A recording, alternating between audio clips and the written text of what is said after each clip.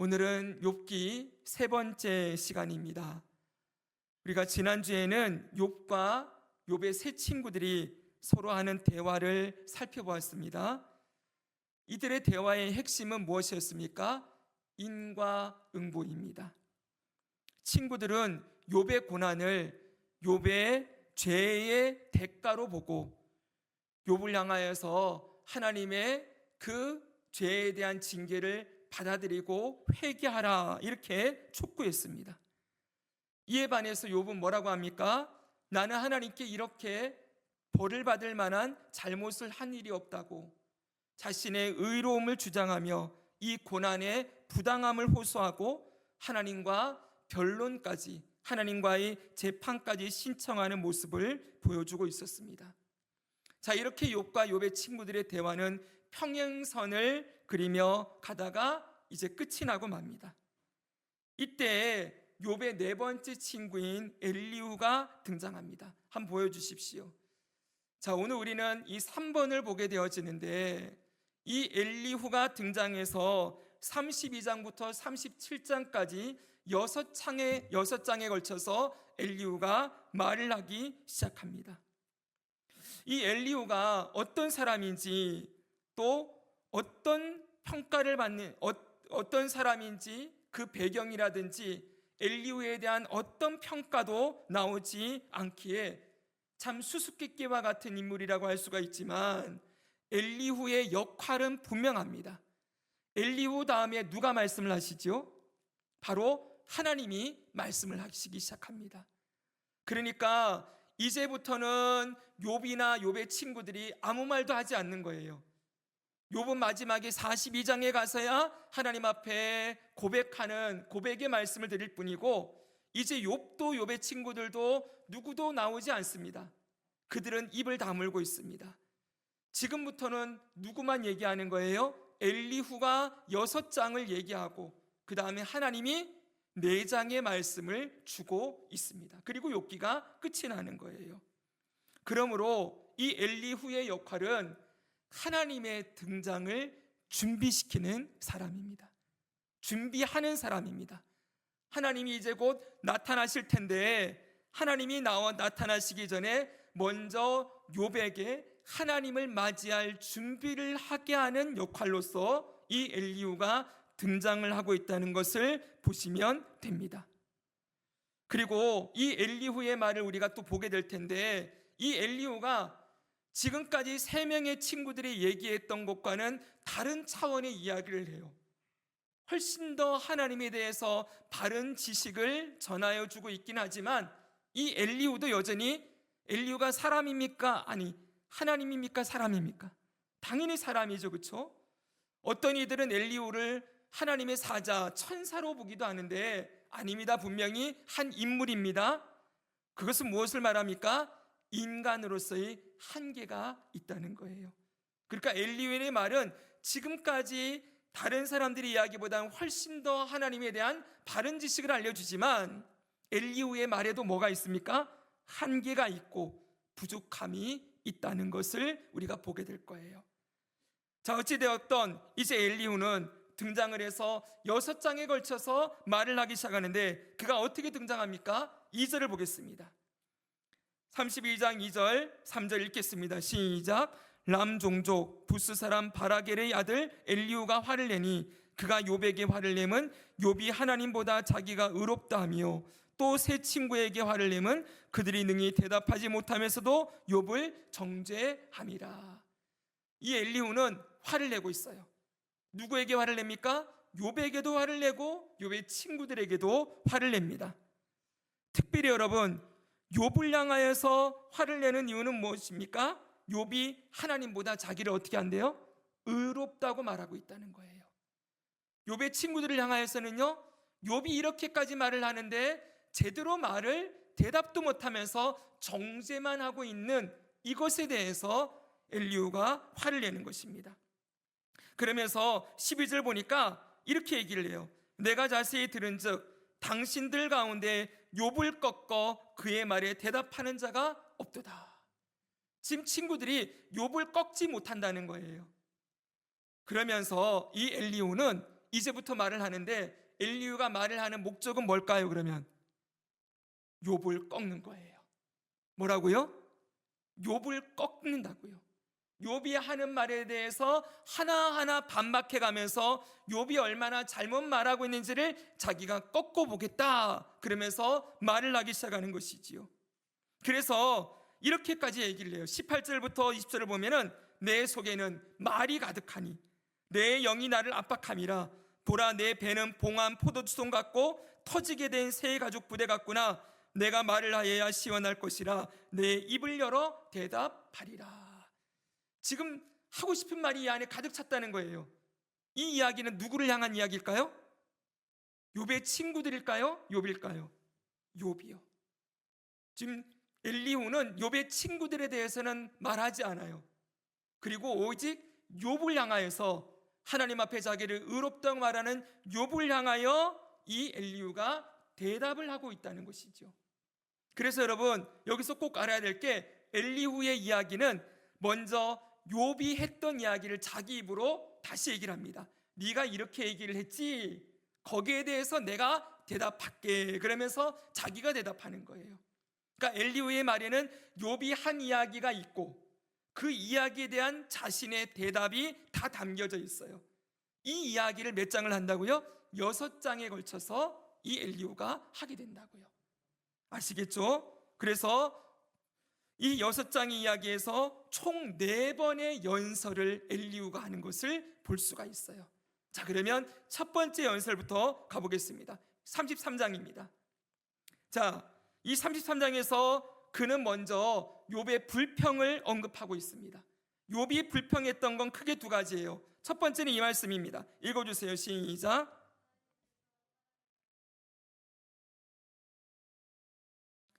네, 지금 욥이 계속 불평했던 게 뭐예요? 하나님이 내게 대답을 안 해준다는 거예요. 내가 뭘 잘못했는지, 내가 왜 이렇게 벌을 받아야 되는지 계속 묻는데 하나님이 대답하지 않으신다. 이게 욥의 불평이었어요. 또 하나는 9절에서 11절입니다. 이 말씀도 읽어주세요. 시작. 이르기를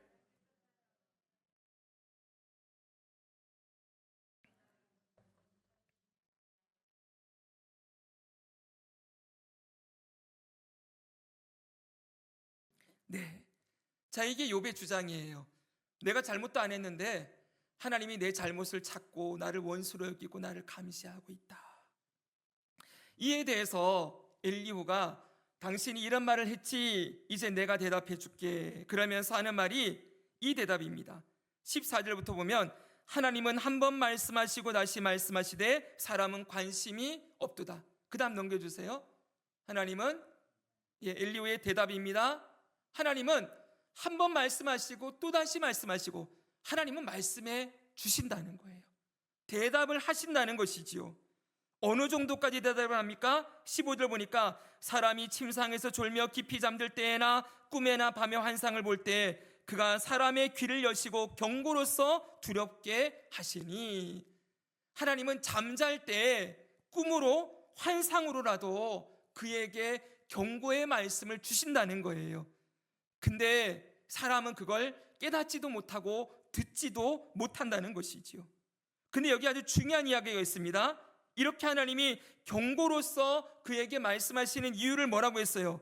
이는 사람에게 그의 행실을 버리게 하려 하심이며 사람의 교만을 막으려 하심이라. 이렇게 하시는 이유가 뭐라고요? 그의 잘못된 행실을 버리게 하고 교만을 막고, 그 다음 뭐라고 합니까? 끝에 2절 읽습니다. 그는 시작. 혼을 구덩이에 빠지지 않게 하시며 그 생명을 칼에 맞아 멸망하지 않게 하시느니라. 아멘. 하나님이 말씀하시는 이유를 딱 대답을 했어요. 무슨 말입니까? 그의 죄를 깨닫게 하시고 그를 구원하기 위하여서, 멸망하시는 게 하는 게 아니라 그를 살리기 위해서 말씀하시는 분이시다 라고 말하는 거예요. 조금만 더 볼까요? 그리고 19절에서 22절 보겠습니다.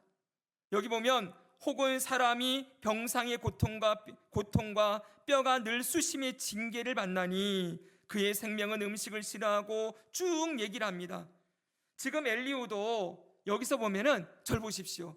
욥이 받는 이 고난에 대해서 징계라는 개념은 가지고 있어요. 그 전에 욥의 친구들이 어땠습니까? 욥이 고난받는 건 욥의 죄의 대가라고 계속 얘기했죠. 근데 이 엘리후는 그것이 징계라고 똑같이 얘기하는 것처럼 보입니다. 근데 중요한 것은 친구들은 너가 잘못했으니까 한 얘기가 뭐예요? 회개해. 딱 이거였어요. 따라서 회개해. 네가 잘못한 거 고백하고 너 자꾸 잘못 없다고 말하지 말고 지금이라도 고백하고 회개해. 이거였어요. 근데 엘리후는 그렇게 말하지 않아요. 회개하라. 이것보다도 하나님이 이런 징계를 주시는, 따라합시다, 징계의 목적, 징계하시는 목적이 있다라는 이야기를 하고 있다는 것이죠. 그래서 26절부터 28절을 읽겠습니다. 그는 시작. 그는 하나님께 기도함으로 하나님이 은혜를 베푸사 그로 말미암아 기뻐 외치며 하나님의 얼굴을 보게 하시고 사람에게 그의 공의를 회복시키느니라. 그가 사람 앞에서 노래하여 이르기를 내가 범죄하여 옳은 것을 그르쳤으나 내게 무익하였구나. 하나님이 내 영혼을 건지사 구덩이에 내려가지 않게 하셨으니 내 생명이 빛을 보겠구나 하리라. 아멘. 이 고난을 하나님의 징계로 알고 거기서 하나님께 기도하면 하나님이 너를 회복시키시고 이 죄 가운데서 너를 건지시고 살리시는 일을 하는 것이다. 그러니까 무슨 얘기를 하고 싶어 하는 거예요? 단순하게 내가 회개해 이게 아니고 하나님은 사람을 징계하시는데 그 목적이 그를 죄에서 건지고 구원하시는 목적이 있다는 것을 알아야 된다라고 이야기하고 있다는 것이지요. 사랑하는 여러분, 이 엘리후의 대답을 사람들은 진보된 인과응보 사상이라고 얘기를 해요. 엘리후도 결국은 인과응보를 얘기하는 것과 같다라고 얘기하지만 아니요, 조금 더 엘리후는 달라요.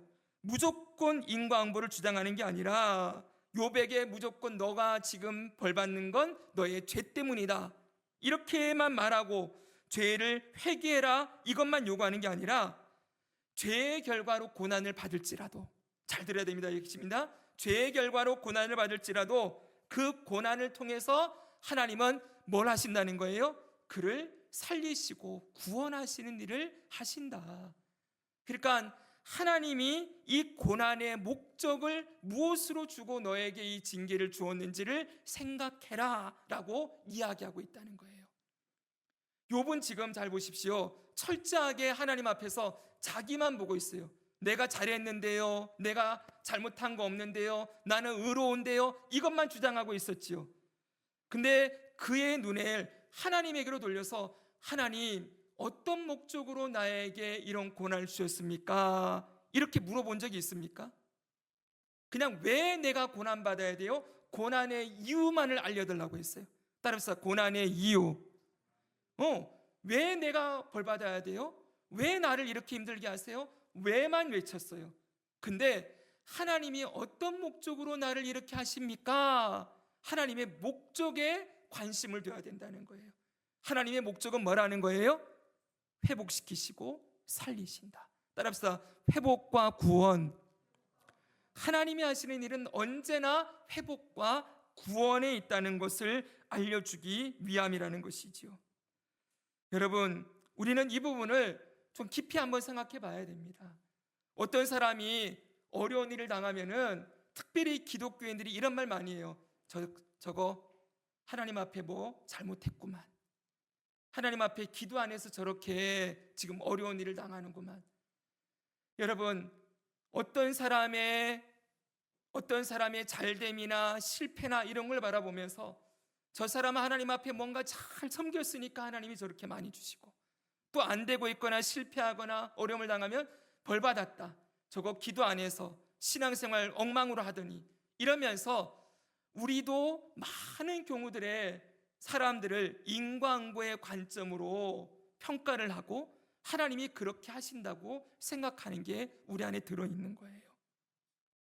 그런데 여러분, 오늘 분명하게 우리가 알아야 될 것은 고난은 절대로 그렇게만 말하고 지나갈 수 없는 부분입니다.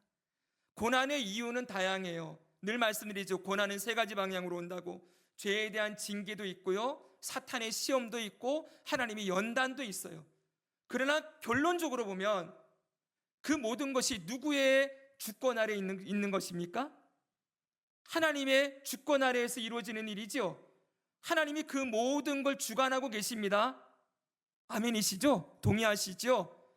그러면 하나님이 그 모든 걸 주관하시면서 결국 뭘 하고 싶어 하세요? 그 고난을 허용하신다는 거예요. 그 고난을 허용하시면서, 심지어는 지금 욥도 사탄이 시험을 하는 거 아닙니까? 그렇죠? 그래 안 그래요? 근데 하나님이 허락하시죠, 그렇죠? 그럼 하나님이 왜 허락하십니까? 이걸 통해서 네, 욥을 회복시키시고 살리시기 위함이라는 거예요. 하나님을 바로 알고, 욥의 신앙이 하나님이 어떤 분이신지를 바로 알아서 바른 믿음 가운데 살아가도록 그를 건지시는 일, 회복시키시는 일을 하기 위해서 이 일을 하고 계시는 것이지요.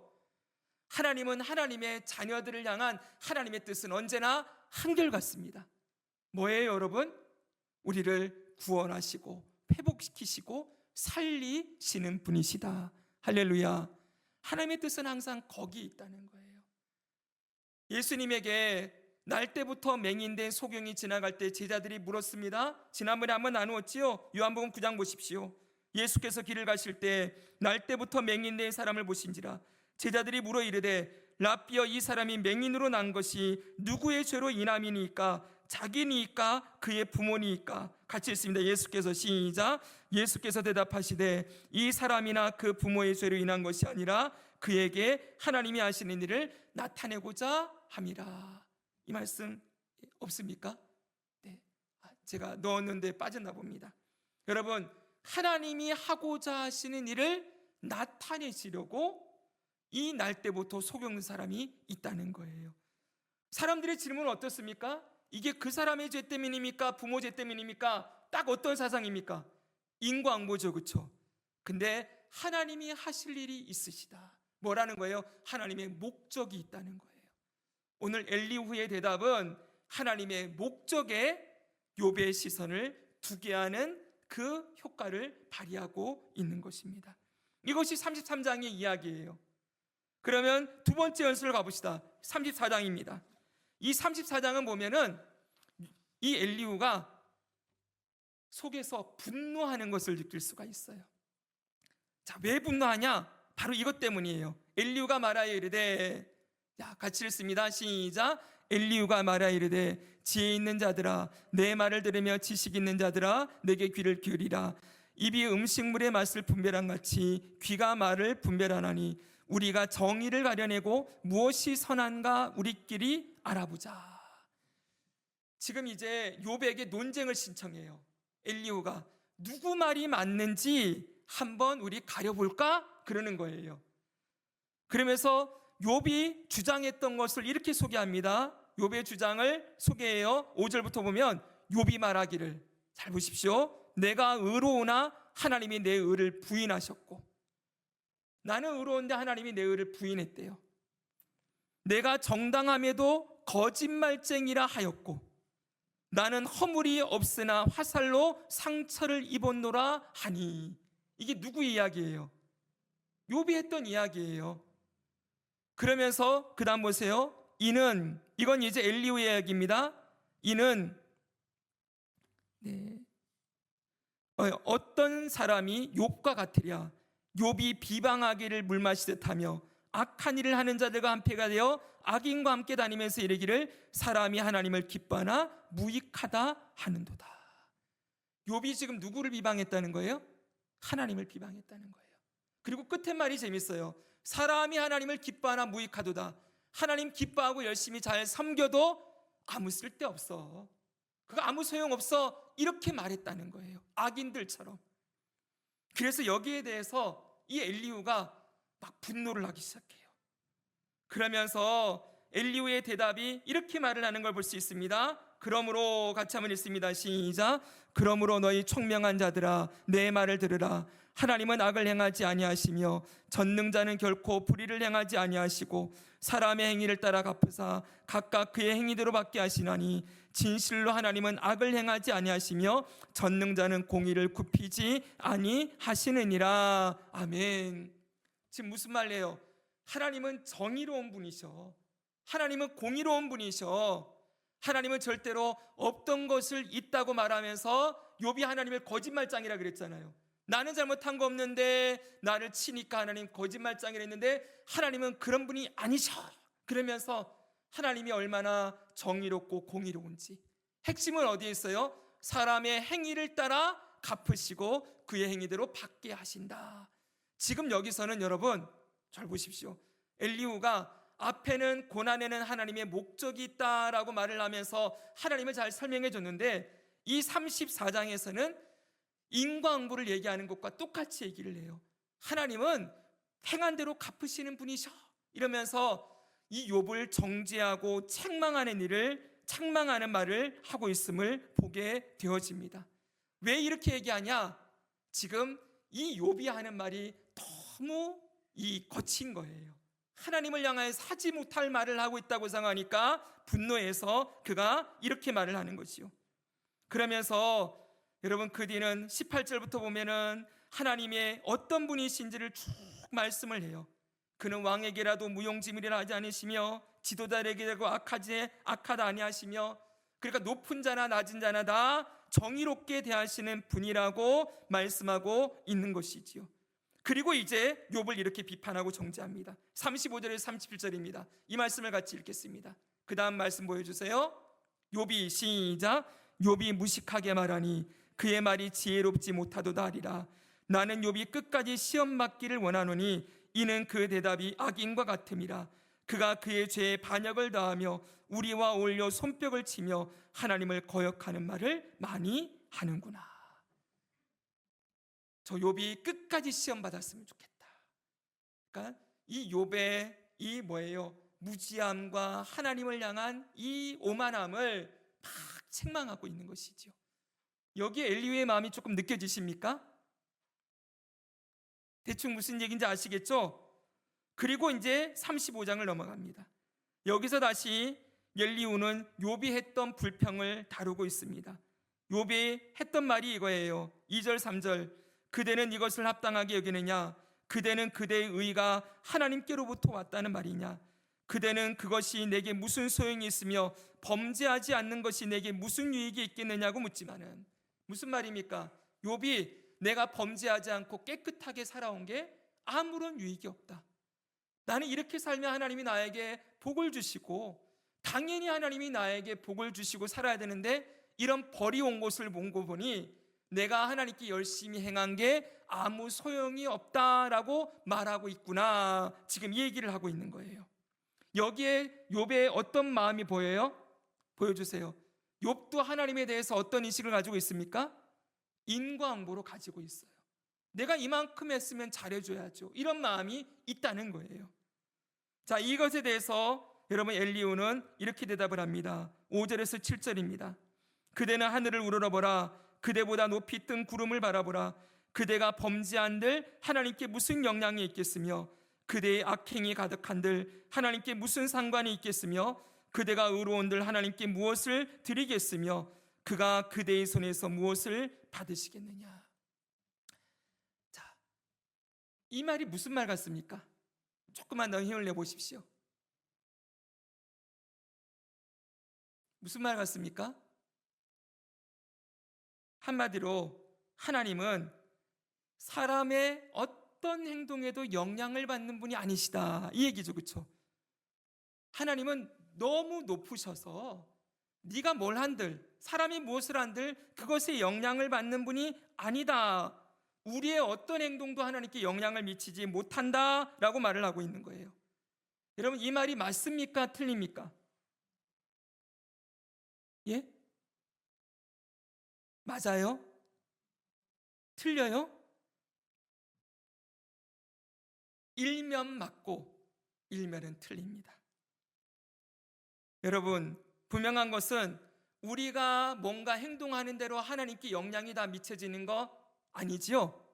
그러면 누가 누구를 조종하는 게 되는 겁니까? 네, 내가 하나님을 조종하는 게 되죠. 내가 잘하면 하나님 복 주고, 내가 잘못하면 하나님이 벌 주고, 그러면 누구에게 주권이 있어요? 나에게요. 하나님 그런 분이십니까? 아니지요. 하나님은 우리가 행동한 데 따라서 움직여지는 분이 아니에요. 하나님의 주권과 뜻을 따라 움직이는 분이시지요. 맞습니까, 여러분? 네, 일면 맞아요, 이 말이요. 근데 일면 틀렸어요. 뭐예요? 하나님이 그렇다고 우리가 행하는 모든 것들과 전혀 상관없이 아무런 관심도 가지지 않고 일하시는 분이십니까? 예, 하나님이 초월해 계셔서 너무 높으셔서 우리가 아무리 불러도 대답이 없고 아무것도 하지 않고 이런 분이 아니시죠, 그렇죠, 여러분? 우리가 하는 일들을 모두 바라보시고 개입하시고 섭리하시고 역사하시는 분이시지요. 그런 면에 있어서 이 말은 일면 틀린 부분이 있는 거예요. 여러분, 엘리후도 결국은 하나님에 대해서 말을 하고 있지만 맞는 부분이 있지만 아직 부족한 부분이 있어요. 그렇죠? 자, 이런 면에서 인간의 지혜의 연약함을 보게 되는 것입니다. 그러면서 엘리후는 하나님께서 욥의 기도에 응답하지 않는 이유를 결국 교만함 때문이다라고 12절에서 보면 쭉 얘기하고 있음을 보게 되어져요. 자, 이 모습을 보면은 엘리후의 말에 한계가 있음을 보게 됩니다. 그런데 여기서 여러분, 이 35장에서 하나 꼭 기억해야 될 말씀이 있어요. 엘리후가 얘기했던 것 중에 여러분 10절입니다. 이 말씀은 너무 중요합니다. 시작. 나를 지으신 하나님은 어디 계시냐고 하며 밤에 노래를 주시는 자가 어디 계시냐고 말하는 자가 없구나. 아멘. 여기 보십시오. 여기 엘리후가 하나님을 표현하는데 하나님을 어떤 분이라고 소개를 합니까? 나를 지으신 분, 또 하나는요, 밤에 노래를 주시는 분, 이렇게 표현한다는 거예요. 여러분, 특별히 여기 밤에 노래를 주시는 분, 이거 어떤 의미일까요? 네, 고난 중에도 우리에게 찬양을 주시는 분이시다, 이렇게 소개하고 있다는 거지요. 즉 여러분, 지금 엘리후는 뭘 얘기하고 싶은 거예요? 그 고난 중에도 하나님은 찬양을 주는 분이시기 때문에 그 하나님을 찾고 예배하는 것이 필요하다, 이렇게 말하고 있는 것이지요. 다시 말하면 고난 중에 원망과 불평만 쏟아내고 있을 것이 아니라 하나님의 주권과 섭리가 있음을 생각하고 하나님을 찬양하고 예배하는 일이 필요하다, 이렇게 가르치고 있다는 거예요. 한번 생각해 봅시다. 지금 욥이 고난을 당하고 난 다음에 7일 동안 식음을 전폐했지요. 그렇죠? 그리고 욥의 친구들이 찾아와서 같이 있다가 논쟁을 했잖아요. 지금 며칠쯤 됐을까요, 시간이? 다 할 수는 없겠죠. 그러나 분명한 건 일주일은 지났습니다. 근데 이 시간 동안 욥이 하나님을 예배했을까요? 욥이 하나님을 찬양하는 시간이 있었을까요? 없었겠죠. 그렇게 몸이 막 고난을 당하고 막 이렇게 불평만 쏟아내고 있는데 하나님을 찾고 예배하고 하나님의 목적을 생각하고 이런 시간 욥이 못 가졌었어요. 그렇죠? 지금 엘리후는 뭘 촉구하고 있는 거예요? 친구들은 네가 회개해라, 이것만 강조했지만 이 엘리후는 밤에도 찬양을 주시는 하나님이 너의 창조주다, 창조주 하나님을 생각하고 그분께 예배해라 라고 촉구하고 있다는 거예요. 이런 면에서 여러분, 분명히 우리가 들어야 될 중요한 교훈이 있지요. 고난 중에 우리가 해야 될 것은 무엇입니까? 그 중에도 밤에도 찬양을 주시는 창조주 하나님, 나를 지으신 하나님을 찾고 예배하는 것이 필요하다는 것을 알게 되는 것이죠. 자, 이제 마지막으로 네 번째 연설입니다.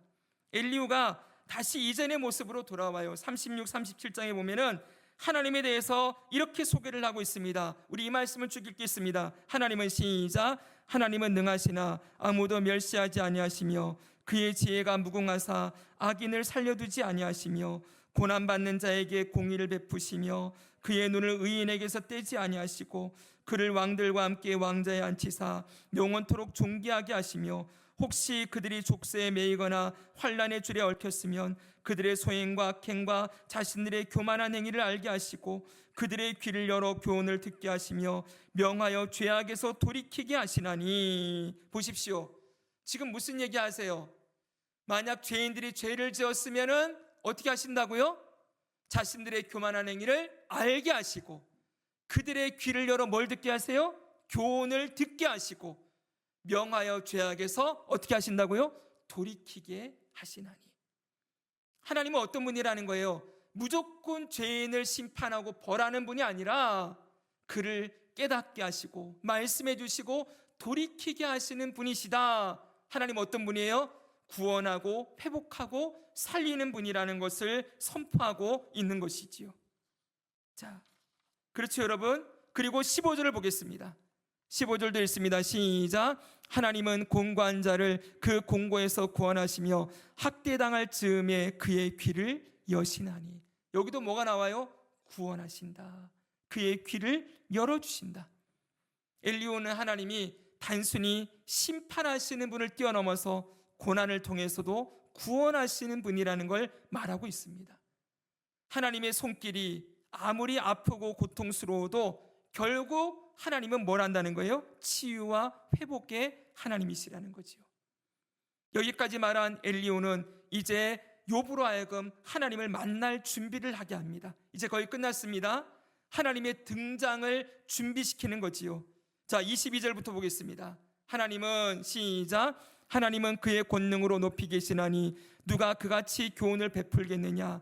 누가 그를 위하여 그의 길을 정하겠느냐? 누가 말하기를 주께서 불의를 행하셨나이다 할 수 있으랴? 그대는 하나님께서 하신 일을 기억하고 높이라. 잊지 말지니라. 인생이 그의 일을 찬송하였느니라.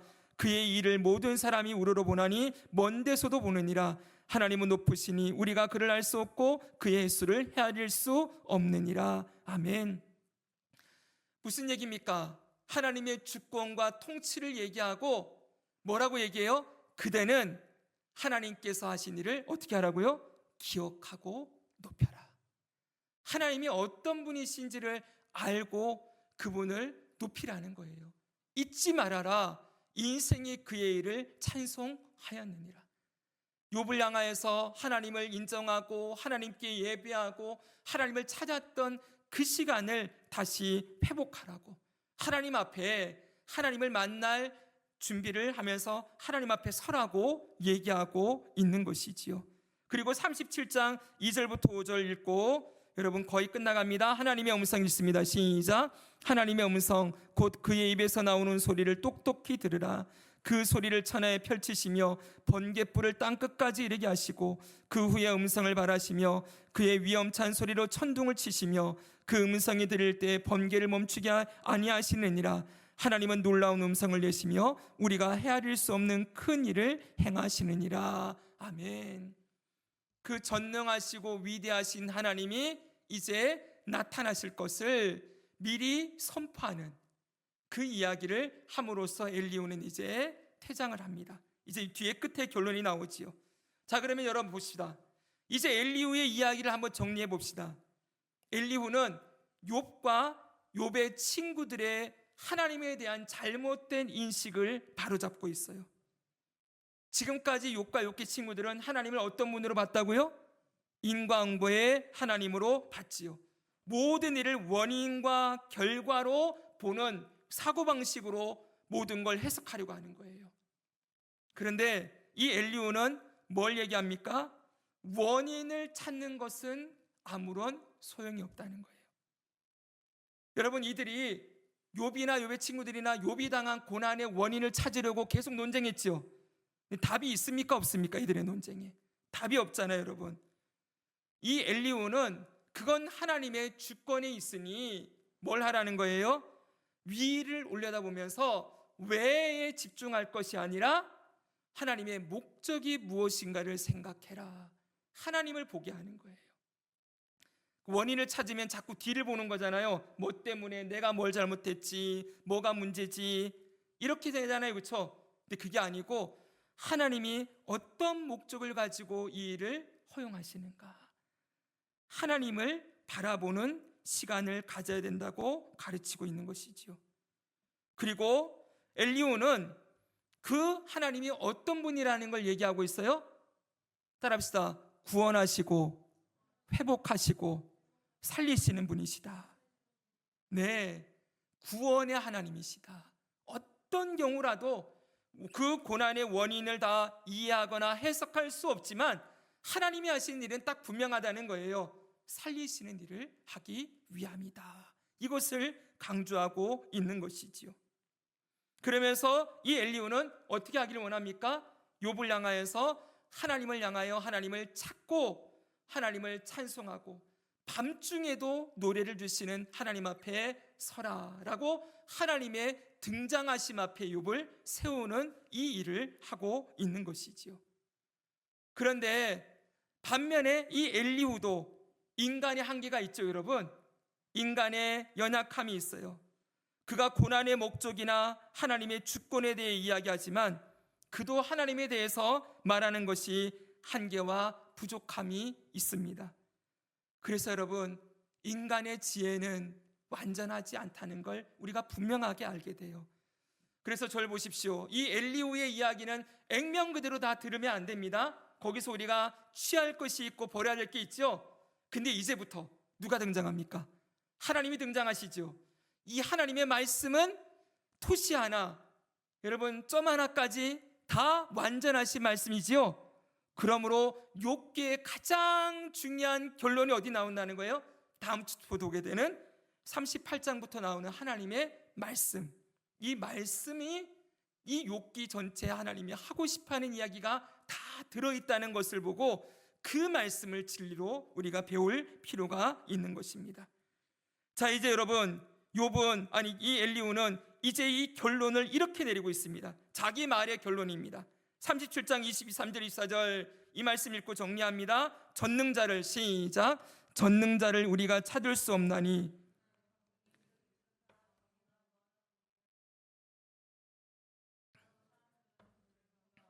그를 스스로 지혜롭다 하는 자는 모든 자를 무시하느니라. 아멘. 여기 보니까 전능자를 우리가 찾을 수 없나니 그랬지요. 이 구절이 하나님은 우리가 만날 수 없다 이렇게 부정적으로 해석을 할 수 있지만 아니요, 긍정적으로 이 말씀을 해석하면 이렇게 됩니다.